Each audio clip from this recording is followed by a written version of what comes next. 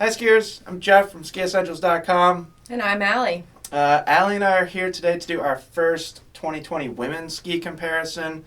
We have 15 different skis on the wall. It'll probably take at least half an hour to go through them. As always, I know people comment that these are long.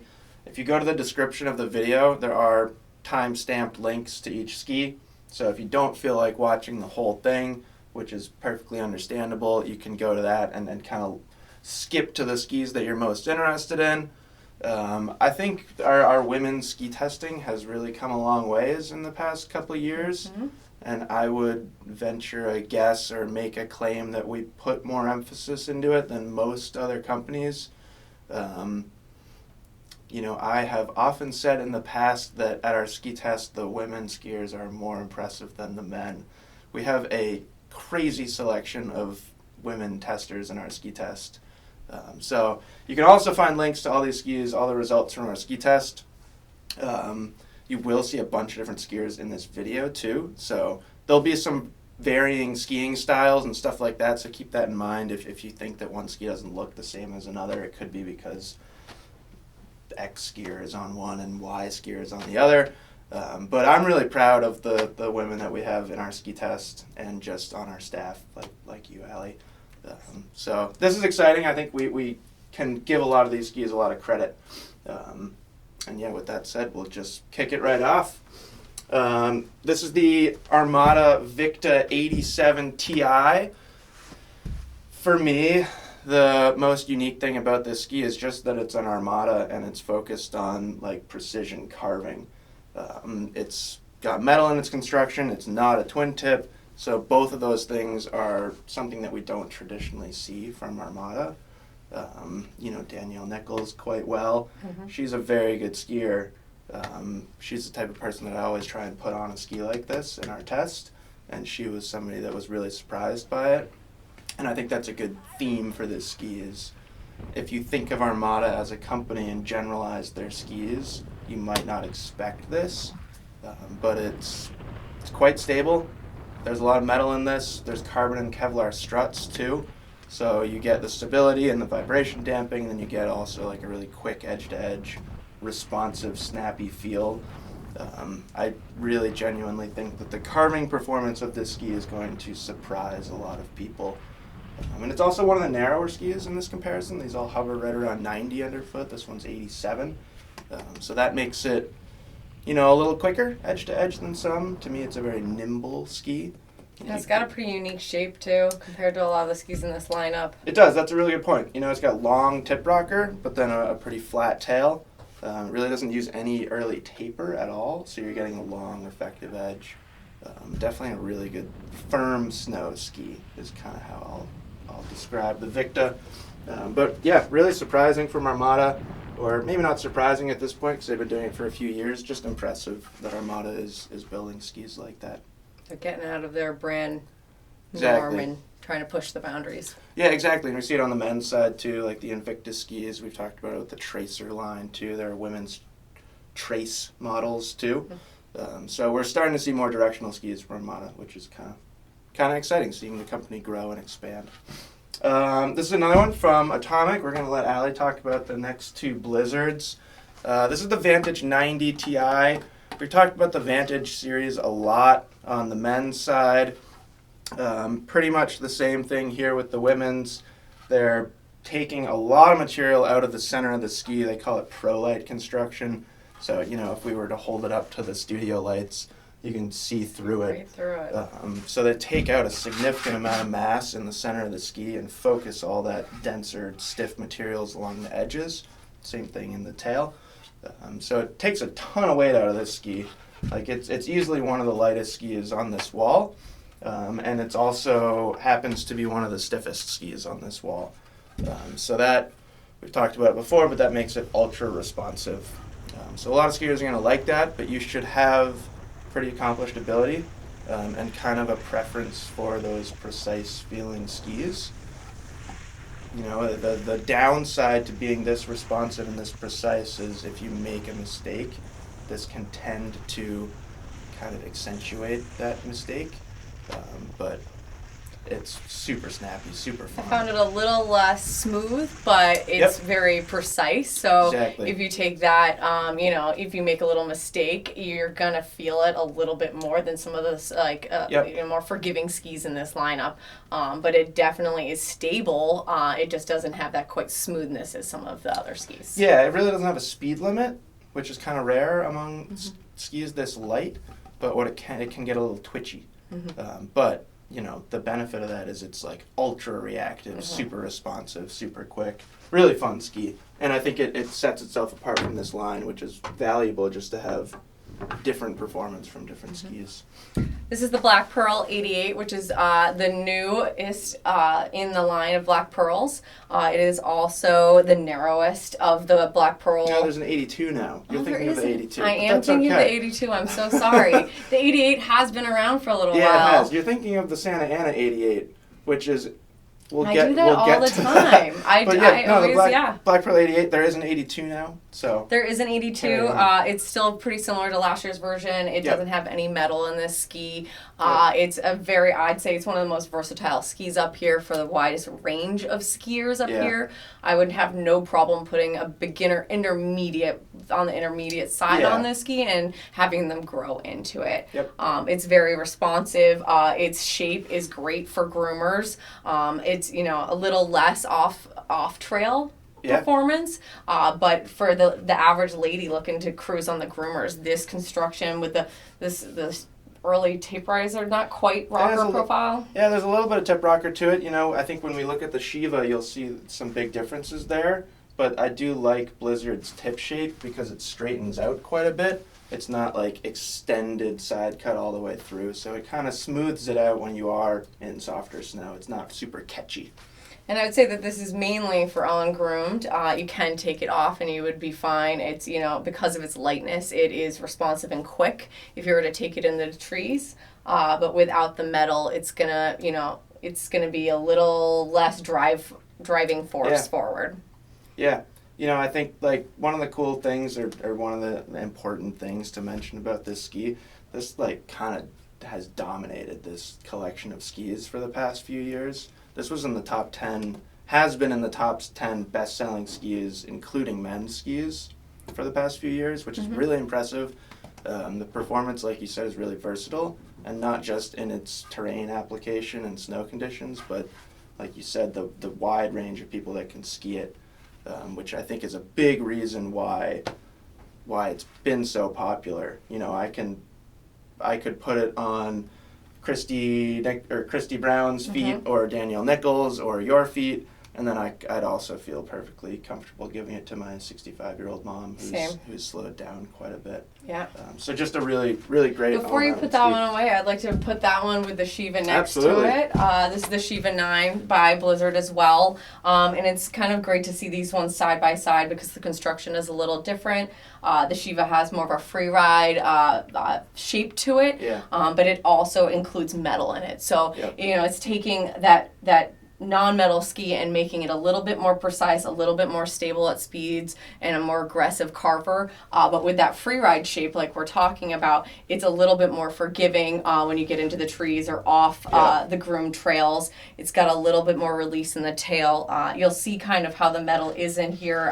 Hopefully you can see it on the camera. It is under the foot and goes down to the tail. That gives you more precision under the foot for that carve. But as we said, that free ride shape, and I'll put these next to each other because I really like seeing this. You really do see kind of the difference in there. There's a little bit of camber under the foot. So it's definitely going to be a little bit more of an aggressive ski than the Black Pearl. But with the turn initiation and the turn release, it is actually a little bit more forgiving sometimes. Especially in soft snow conditions. Yeah, just a little bit of extra width that it has and the turned up tail. Yeah, you can release the tail edge a lot easier. But I think it's a really interesting conversation, and we talked about it before. If you've watched these videos before or maybe you've watched the men's side of these videos and you think about Brahma versus Rustler 9, it's the opposite with the women's side. So this is heavier than the Black Pearl, where on the men's side the Brahma is way heavier than the Rustler 9. So it's really interesting.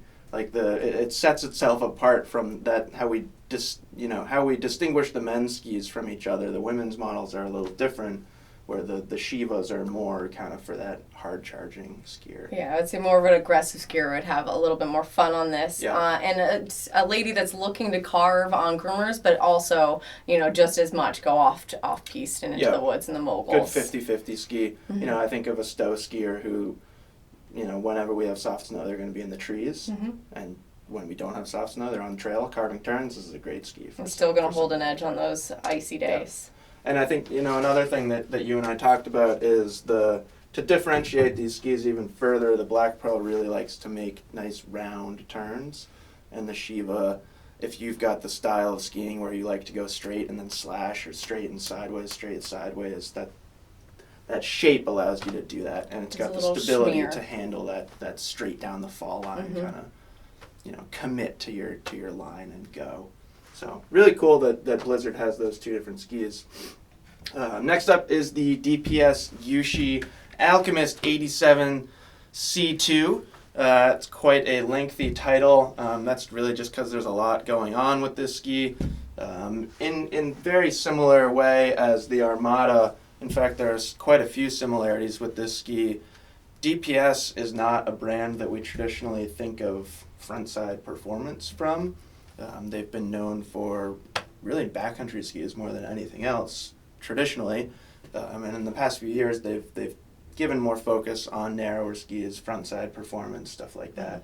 So this is one of their narrowest skis. There is a Uschi 82, and I think they go down into like 79s with the Cassiars. But definitely one of the narrower skis that we see from DPS. There's not nearly the same drastic early taper and drastic rocker that we see from the Whalers or the Yvettes, is I believe how you pronounce the women's version of the Whaler. And then it's Alchemist construction. So we've talked about Alchemist construction quite a bit. I think it's important to mention that this ski has a pretty hefty price tag that comes along with it. It's over $1,000, but it's very lightweight, and you're getting vibration-tuned aerospace grade carbon fiber, which in our testing, it's set itself apart from other skis that use carbon, or most other skis that use carbon. It's smoother, it's got better vibration damping. This is a pretty powerful ski considering how light it is. And then I think what we were saying about how the Victa can feel very nimble, this can too, and I think even more so. There's some bit of a turned up tail, fairly significant tail taper too. So that, to me, makes it a really good mogul ski. Like this shape to me just screams moguls, and I've felt that way on the men's Cassiar skis too. So really good option if you like lightweight skis, you value carving performance, you don't want to give that up, but you want like a fun, nimble, quick ski to take off trail. Definitely got one of our narrowest shape to it, all overall, yes, underfoot, but also throughout the ski, similar to our Armada. Yep. So it really is that carving ski, and with that technology that DPS puts in there, it just makes it so smooth and, creamy feeling as you're driving it. Yeah, it's pretty impressive. I mean, we always like to kind of explain why or justify the really high price tags on these, and I think it's that combination of being light and just really stable and smooth. It's definitely justified. Definitely justifiable. Dynastar Legend 88. This definitely took me by surprise this year. Yeah, I have like haven't skied a Dynastar in a couple of years, but this is definitely one of the stiffer skis on our wall. I'll stop you for a second. Mm-hmm. What you just said, I haven't skied a Dynastar in a couple of years. That's true, like across the industry in general right now. Dynastar for a while was like a really popular brand. A lot of people went straight to Dynastars, and they for some reason lost that for a little bit. And I really think these new Legends are going to help bring people back. I definitely think so. They are definitely creating a front side carver out of this ski. It still has a free ride shape to really it, so they've really combined two shapes and technology in this to make it a really great all mountain ski. Yeah. It's got metal under the foot, but it is a wood core, so it does remain light. It's not too heavy. It's a little heavier than, let's say, the Black Pearl. Yeah, it's probably on the heavier side if we average the weights of this wall, but it's not outrageous. No, not at all. And you know, from the shape, it's got a flat tail, so it really does carve easily. But this shovel at the top and the early taper really helps you when you get off piste. If you're gonna hit moguls or crud, the ski's gonna be able to get you through it. Yeah. But it's definitely a carving aggressive ski. Yeah. Yeah, there's quite a bit of metal in this ski, which I think is really cool. And they've changed their shape a lot. You know, there's still like this tip shape. It's, if you think of the the Dynastar Sham models, which were really popular among certain skiers, and then even previous legends, like they were really drastically tapered, and they took some of that, but not all of it. Yeah, so definitely. It's got a longer effective edge. Definitely a longer effective edge. Yeah, which I think somebody like you, I think that's a big reason why you like it more. Mm-hmm. You have a better connection to the snow, better snow feel, better like response out of the ski, more stability. Yeah, it's an X-Racer kind of carver ski. Yeah, that's a great way to think about it. An X-Racer that still wants to lay down carbs, but wants to ski the whole mountain. Yeah, and wants their tips to be able to go over everything. Yeah. This is a fun one. The Elan Ripstick 88, the women's version. We've talked about the men's version. We did a big, long review with Glenn Plake. What I always want to say about these skis, and if you ask Elan or if you ask Glenn Plake, they're not really chasing any superlatives for this ski, and if they are, it is most fun, which I think is a really refreshing way to think about ski engineering and ski design and ski performance. Carbon tubes in this ski, so it's a wood core with carbon tubes. We don't talk about the Amphibiotech very much, but there is a left and right ski on these two. One ski has, they have more rocker on their outside edges than inside edges, which helps with turn initiation. Pretty cool. I think the coolest thing about these skis is the construction. So using carbon fiber in a three-dimensional form, you're basically, if you think about a sheet of carbon fiber, it's basically absorbing vibrations, vertically, and a tube of carbon fiber is taking input anywhere. So it makes the ski less pingy, less apt to get deflected. So that's been kind of an issue with lightweight carbon skis is, if you're skiing along and then you hit like a chunk of firm snow somewhere, the skis can go and like get shot off to the side. Cookie? Yeah, exactly. If you hit a bunch of death cookies on a lightweight carbon ski in the past, that's been a terrifying experience. And they did a really good job of kind of eliminating that feel on these ripsticks. But they're still light, like we want from a carbon ski. It's definitely not one of the stiffer skis on the wall. It's got a nice, even, smooth flex pattern, which I think allows you to play around with different turn shapes nice and easily. It might not be the most powerful ski up here or the hardest charging, or it doesn't have the best vibration damping, but it's really torsionally strong. It's going to hold an edge really, really well. You're not going to push it past its limits very easily, and then you get the benefits of the softer flex, a little bit better soft snow feel from this tip shape than some skis. A little bit more forgiving. Definitely more forgiving. I think the word to keep coming back to with these skis is fun. That's kind of the best way to think about them. And it's the most fun colors on this whole wall. Yeah, exactly. I mean, it really caught our eye immediately when we put this together, and I said the same thing about the men's wall. Like the ripsticks on the men's wall really stood out with like neon greens and bright blues. And yeah, here they're clearly not going with the dark blue purple colorway, which we see in a lot of these other skis. All right, our next ski is the Fischer Ranger. It's called My Ranger 88. 90. 90, sorry. My That's Ranger fine. 90. No need to apologize because they changed all their widths for 2020. They did, yes. I think the previous one was 89. 89, that's where I'm getting, yes. This, is derived from a freeride shape. Yeah. But they really did make it also carvable Definitely. by putting a little bit of metal under the foot. Yeah, and they lengthened the metal for this year too. So it goes a little bit farther up and a little farther down to give you that stability and that ease of edge to edge. Yep. But one thing to note on this ski, and it really says a lot about the ski, is that there's a notch on the bottom for your skins. Yeah. So the lightweightness of this, it could be your one ski quiver. You put a shift binding on this. You could go uphill. You could groom all day with your kids, or you could pop in the woods for that powder day, and you'd still have fun. The tip shape, that free ride shape, is going to allow you to go over that less groomed snow easier and really have a little bit more more fun. Yeah. But it's so light. For people that are really looking for that one ski quiver, I think it's forgiving yet stable, and you have a lot of control on it. Yeah, and it's pretty commendable that Fischer keeps the weight. I think if you let's do this, it's gonna be heavier than the Ripstick. Yeah, but not much. Not drastically. And what's really interesting and impressive about the Fischers is their carbon nose.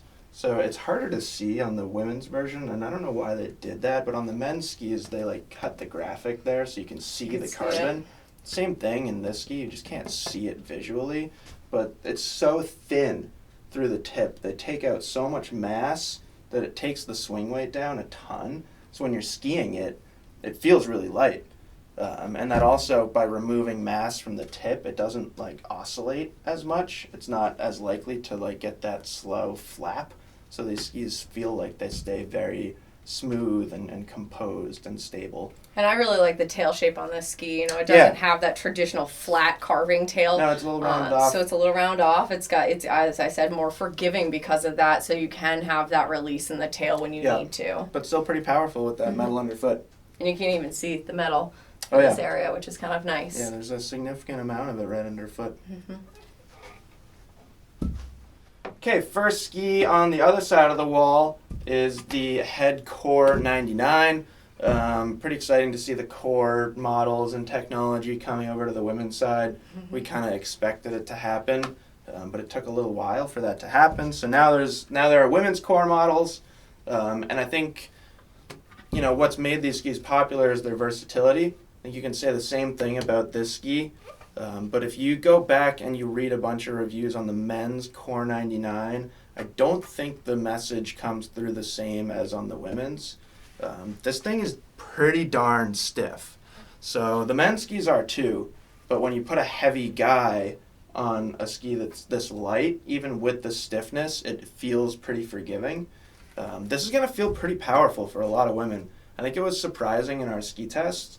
I think it was those women who have heard things about the Cores in the past and maybe had already developed an opinion of them, and then they got on these and there were a lot of wow moments because the ski is pretty powerful. Unique construction from Head. It's graphene and choroid and carbon and lightweight wood. So there's no metal in here, but there might as well be because you get that powerful performance out of it. It's got what I consider the core shape to it too. So the narrowest cores have the least amount of rocker and early taper, but there's still kind of the straight tip shape that we see.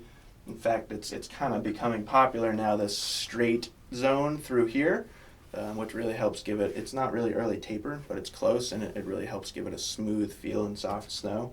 So you get soft snow ability out of this ski, but you also get really, really strong edge grip and quite a stiff ski. I wouldn't say it's a ski for everyone. Nope. I think classic traditional skiers that have been skiing a long time, maybe you learn from an Australian or Austrian at some point in your life. Yeah, sure. You might like this ski because it really kind of goes back to that old school stiff ski. Yeah. But it's not forgiving, so it's not for everybody. Yeah, I would, I'd say advanced and experts or aggressive intermediates, but even an aggressive intermediate might find it a bit much, which I think is an important thing to keep in mind when you're thinking about these skis, because we have sort of the opposite conversation on the men's side often. But on this wall among these skis, this thing is right up there among the hard chargers.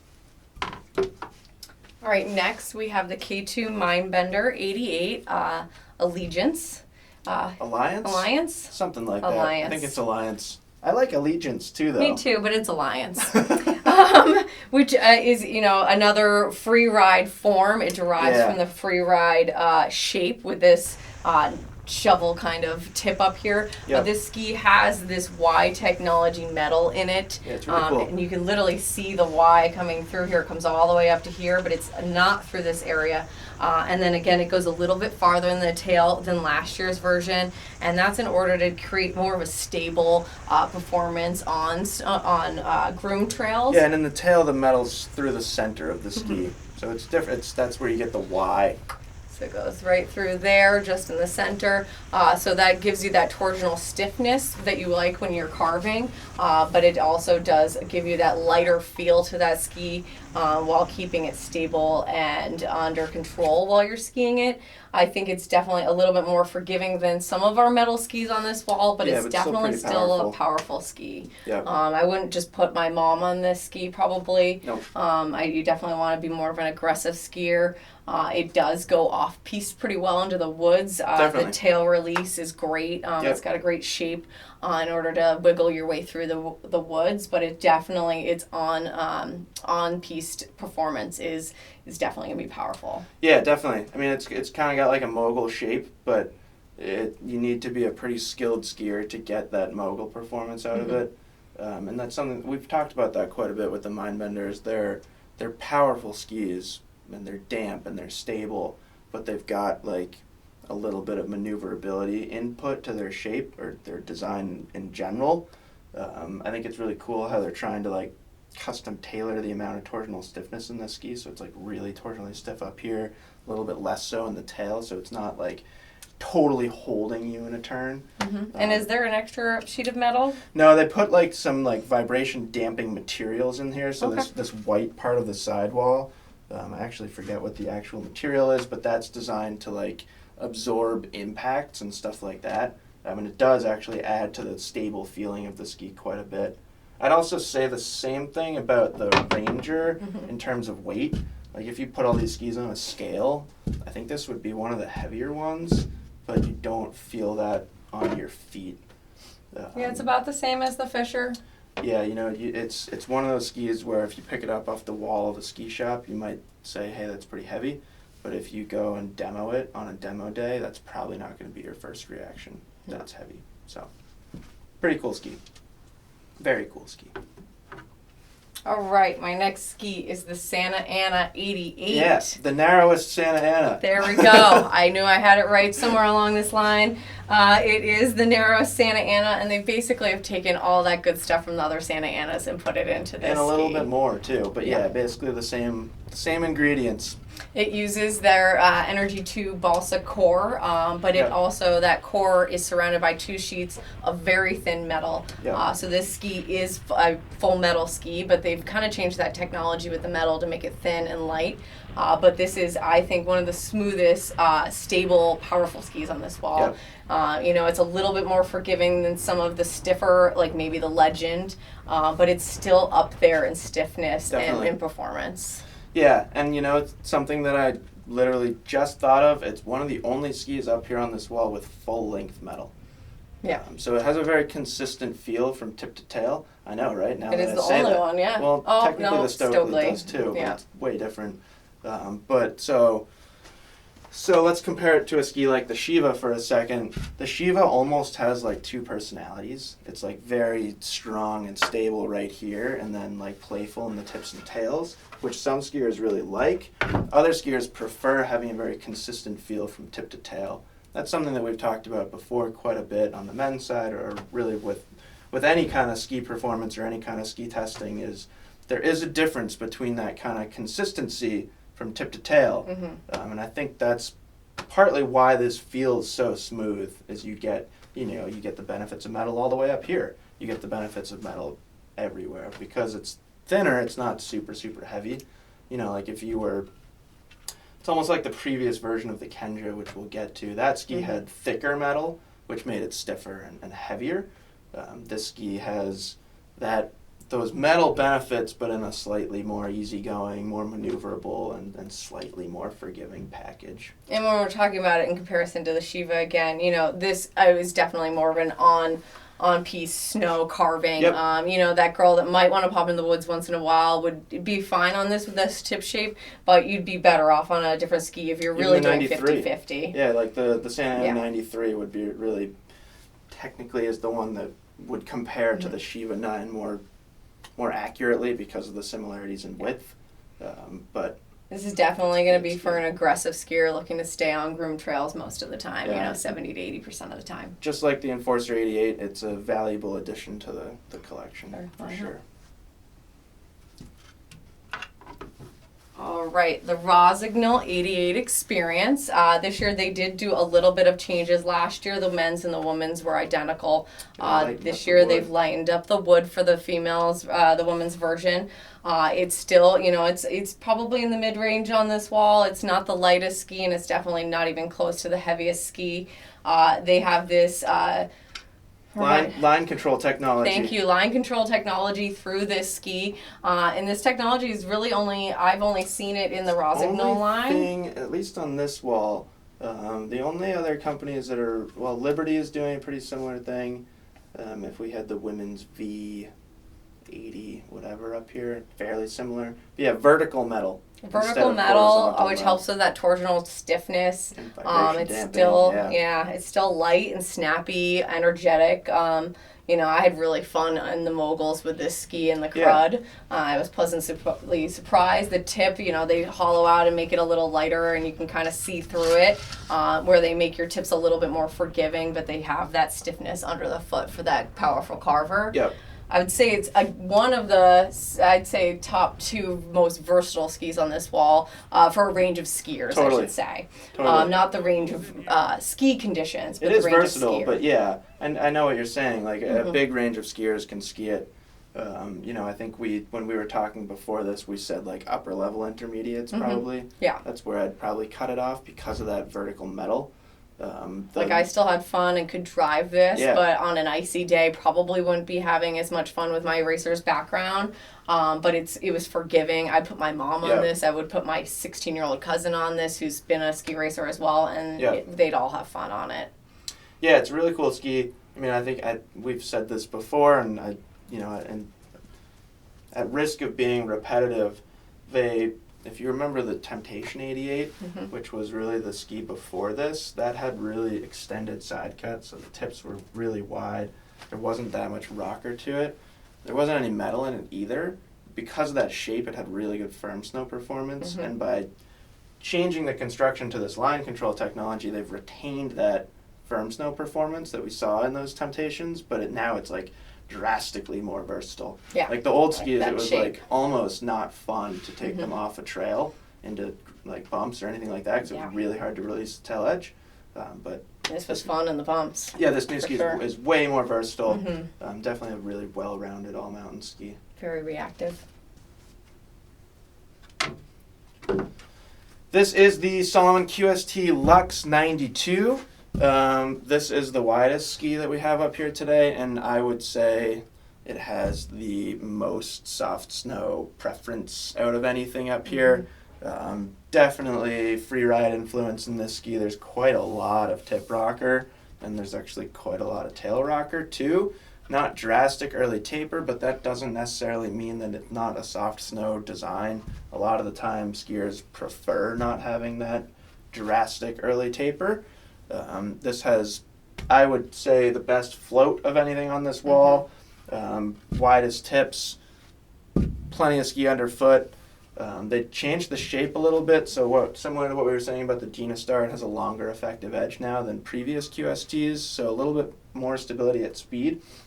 And along the same, with the same goal, they changed the materials in the tip, so there's now cork up here in the tip instead of what was essentially plastic. So that cork is if you think about cork as a material, it's going to absorb things really, really well. So that cork effectively absorbs all the harsh impacts from the tip of the ski. So it feels much smoother. I'll go back to when I first skied the new QST 99. I skied it through icy moguls and choppy snow, and it just loved it. It ate it right up. This is going to do very, very similar. There is basalt in the wider versions of this ski, and there's not in this, which helps keep it a little bit lighter. And I think, we talk about the Salomon Shift a lot, or the Atomic Shift, or the Armada Shift, or whatever brand you want. In this case, Salomon Shift. These skis were basically designed alongside. I mean, the whole QST line those are the skis that really match up well with the Shift. So you could throw a Shift binding on this, make it your touring ski, make it your mini powder day ski. It's not super wide, but it definitely could be a fun soft snow ski. Just really, really well rounded too. It'll hold an edge. Yeah. It's not the best carver out of this comparison, but it'll still carve turns just fine. And then it outperforms most things on this wall in terms of just soft snow ability. Yeah. For that lady looking for real 50-50 on the mountain, off the mountain, in the woods, this is a great option for you. Definitely. Yep. Next is the Stockli Stormrider 85 Motion. It's kind of funny going to this ski after the Salomon, because this is one of the narrowest skis up here at 85 underfoot. It's got the flattest, most firm snow, race-inspired tail of anything up here. Another one with full-length metal, but in this case it's a metal top sheet. Another one, going back to the DPS, this has got a hefty price tag too. And with this ski, I guess similar conversation, the way you kind of justify that price is you get high levels of stability, power, precision, vibration damping, all that stuff is right up at the top. But the overall weight of the ski is impressively light because they use that metal along the top, and then the materials inside are very, very light. Let's compare it to this for weight-wise. I would venture a guess that it's lighter. Oh, it is. Yeah. And, it's probably as stiff, or if not stiffer. Sure, on and that's snow. like a really good. I'm glad that you grabbed that ski, because I think that's one that a lot of people will be. If you're in the market for this, that's probably on your list too. I would say the Kenja 88, which we're going to talk about next, that is too. If you're willing to spend $400 more, which sounds like a lot, and it is. When you're talking about weight and on your legs all day, I mean, for those old-time skiers who are still aggressive out there, they might prefer this. Yep, and I think this was, I'll just say easily a favorite among the people that we put it on in our ski test. And, that's not surprising when you put a $1,000 handmade ski on somebody's feet. They're probably going to like it. Yeah. So if you have the means, if you're comfortable spending that much money on a ski, you do get some noticeable benefits. They're just exceptionally smooth. It's like the Porsche Cayenne combined with a cute little Porsche Boxster or something. It's like a mini coupe. Sure. Okay, last ski. Kenja 88. This takes into account all that technology that came out last year in the M5 and the Secret, and they made it in this new Kenja width. And you can see it in the design where that metal is, it really comes up through the tips and it's open in the center to reduce weight but keep that torsional stiffness. That's a little different than some of the techniques that we've been seeing where the metal goes through the center. And because of that, this ski is definitely one of the, it's not actually one of the heaviest, but it's definitely up there. It's up there. It's lighter than the previous Kenja. Yes, it's a lot lighter, but I haven't noticed any difference in the performance. It still, acts like it's a 2-sheet metal ski. Yeah. It's definitely got force and power behind it. It's stable, especially at speeds. Here on the East Coast, Volkls are kind of known to be the East Coast ski because they can handle that ice. But they've definitely, with this new technology, kind of made it more of a roundabout ski for, more people out there. And it's not just going to go on ice. It's going to be able to go off trail. It's got a nice shape to it that can handle a little bit of crud, but it definitely is more of a groomer ski than some of in this lineup. Yeah, it's powerful, it's precise, it's stable at speed. I would also say that it's fairly demanding. That's not a ski that I would say an intermediate should choose. Nope. There are definitely better ones up here. I know with the men's ski, so we haven't talked about 3D radius yet. So Volkl, this is a new thing for the Kenja and the wider Secret. The Secret 102 has it. The Secret 92 doesn't yet. But there's longer turn radius up here and in the tail than right here. So it sounds crazy, but the tip radius of this ski is 25 meters, and there's 20 in the tail. So that's among this category, that's huge. It is 14 underfoot, but you have to kind of like gas pedal the ski and ski it pretty aggressively to get it to snap into those 14-meter turns. And you can make longer turns on this. You can make a longer carving turn on this ski than anything else on this wall. Yeah. With that 25 or 24, whatever it was in the tip, that's big. If you like super G turns or giant GS turns. Like big, high-speed arcing turns, this does it better than, I'll give it that it does it better than everything up here. Yeah, and I find that the metal in the edges and the side really help with the dampening. I was pleasantly surprised with it. You really didn't feel any chatter, and it was, it was smooth. Yep. No, it's a great ski. And, Volkl fans are going to be a fan of this ski for sure. Yeah. And it's a really good one to talk about after the Stockli, like I said, because it's like in that same category of powerful, damp, stable skis. Talk about the price big difference. Volkl is meant for the locals. It is affordable. Locals on Volkls. I mean, it's not going to have the technology that the Stockli does, but if this is in your powerful. price. Yeah. If it's in your price range. I think I would even say it's more powerful than the Stockli. So if you're really looking for that powerful feel. Because it's a little heavier too. Oh yeah. Kenja's a great ski. So yeah, that's it. We are going to do we'll go a little wider with the next one. We'll focus on skis from like mid-90s to probably 105-ish for the next women's comparison. Definitely let us know if you have any questions. If you have specific questions for Allie or our female testers, don't hesitate to leave them on the video or leave them on the blog article. They might not see them immediately, but I'll relay messages to Allie and whoever I need to. Or if you care about my opinion, you can ask me too. But yeah, I think this was fun. 15 different women's all-mountain skis. A lot of variety in here. Get out there and ski them. And there's nothing bad. No, there's a ski for really everybody. Cool. In today's day and age, just like no one's really making a bad ski. They're all just a little different, which is great. So we'll see you guys on the slopes soon. Thank you.